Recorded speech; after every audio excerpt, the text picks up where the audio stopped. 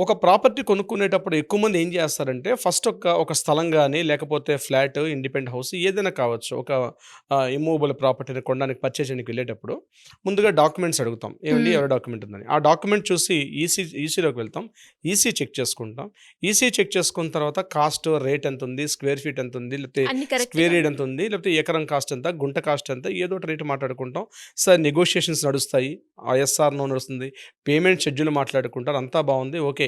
ఈసీలో అని పేరుంది కాబట్టి ఓకే అని చెప్పి మనం ముందుకు ప్రొసీడ్ అయిపోతాం చాలా సందర్భాల్లో. అవును. కానీ ఇక్కడే చాలామంది చాలా తప్పులు చేస్తారు సిరి గారు. హ్మ్. ఏమిటా తప్పంటే కొన్నిసార్లు మనకి కొన్నిసార్లు ఏమవుద్దంటే మనం కొనుక్కునే సందర్భాల్లో ఎవ్రీథింగ్ అంతా స్మూత్ అనుకునేటప్పటికి మనం కొనుక్కున్న తర్వాత పెద్ద పిడుగుపాటులాగా వార్త ఏంటంటే నేను ఈ ప్రాపర్టీకి ఆల్రెడీ పర్చేజ్ చేశానని చెప్పి కొంతమంది, లేదు ఆల్రెడీ ఈ ప్రాపర్టీ ఆల్రెడీ కోర్టు వివాదాల్లో ఉందని చెప్పి కొన్ని సందర్భాల్లో, లేకపోతే మార్టిగేజ్‌లు ఉన్నాయని, బ్యాంకుల్లో ఉన్నాయని, లేకపోతే ప్రైవేట్ వ్యక్తుల యొక్క చేతుల్లో ఆల్రెడీ ఈ యొక్క ప్రాపర్టీని పెట్టి ఆ వ్యక్తి కొంత అమౌంట్ తీసుకున్నాడని చెప్పి, ఇట్లాంటి ఏదో లీగల్ నోటీసులు రావడం, లేకపోతే కోర్టు నుంచి ఆర్డర్స్ రావడం, బ్యాంక్ నుంచి లెటర్స్ రావడం, ఇట్లాంటివి మనం చూసాక అరే! ఇన్ని కోట్లు పెట్టి, ఇన్ని లక్షలు పెట్టి ప్రాపర్టీ కొన్నానని చెప్పి లబోదిబోమని ఏడ్చుకున్న సంఘటనలు చాలా ఉంటాయి.